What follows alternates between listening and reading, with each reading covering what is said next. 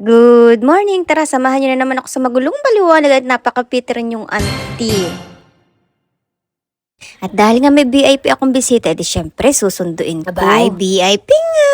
Lang ganun, te. Walang VIP. Keme lang yun. Bali nga, ari, susunduin ko na nga sila dito sa may SM. Talagang nakapay parang aking inaana. Buti na nga lamang, nagkasya sila dito sa aking Ferrari.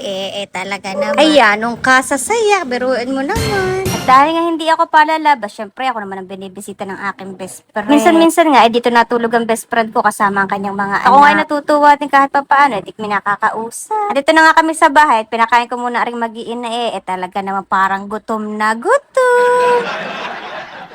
Talaga namang sarap na sarap din sa aking mga luto. Alam, may nabili nga akong pusit na malaki, nilagyan ko na lamang sa loob ng palaman na kung ano-ano. Bahala na kayo kung ano man yan.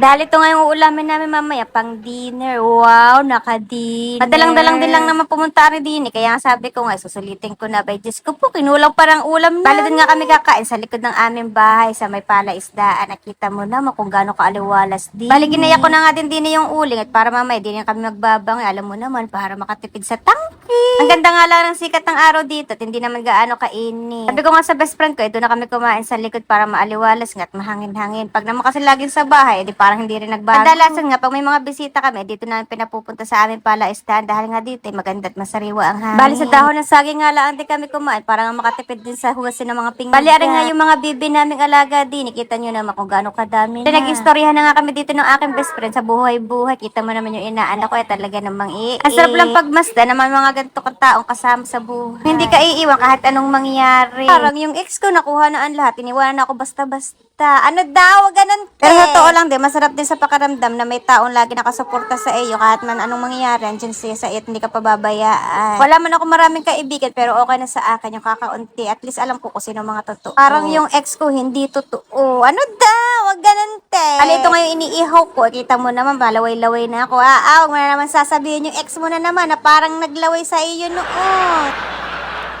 Tapos na nga kami mag-ihaw din Ako nga ay naghahayo na ng kanat kami ngay kakain na din para naman kami makakain na talaga. Ano daw? Pero ang totoo talaga, naggagayak na nga kami din Hinihintay na nga lang din namin si Pare, yung asawa ng aking best friend. Kaya nga lamang ay medyo nalito. Kaya kami umuna na rin kumat. Hindi na nga namin mahintay. Sobrang tagal. Bali, pinagtabi na lang ng best friend ko ng pagkain yung kanyang asawa. At parang mamay pag dumating ay may kakain. Bali, ari nga yung pusit na nalagyan ko ng palaman sa loob na hindi ko alam kung ano inilagay ko. Basta yun na yun. Ginayat-gayat ko na nga laang din para madaling kainit. Baka mamaya, pag kinagat ko ng lahat, wala nang makahingi. Anong damo? Bali dito nga matutulog, rin mag-iina sa bahay. Di maiginit, may istoryahan ako at magdamagan na naman. At ayun nga, dahil nga nagugutom na rin yung best friend ko. Sabi nga ng best friend ko, kumain na nga kami. Hindi na namin mahihintay yung kanyang asawa dahil nga ang tagal-tagal. Aba, nakulo na ang aming sikmura. Hindi kami makakain. Buti nga't maganda rin ang panahon, hindi ganong kainit. Pero sobrang hangin naman din Parang yung ex ko sa sobrang hangin.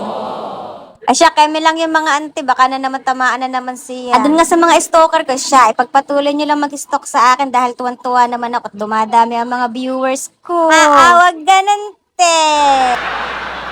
Pag nyo na akong ka-stalk at nakapublic naman lahat ang aking mga vlog, ayan na nga, nakikita nyo na kung ano nangyayari sa akin sa araw-araw. Kaya mag-alat, hindi naman ako bitter sa inyo, bahala na kayo sa buhay ninyo pati.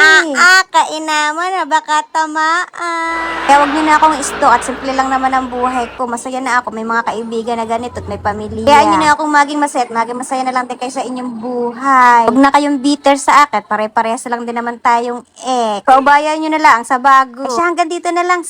Salamat!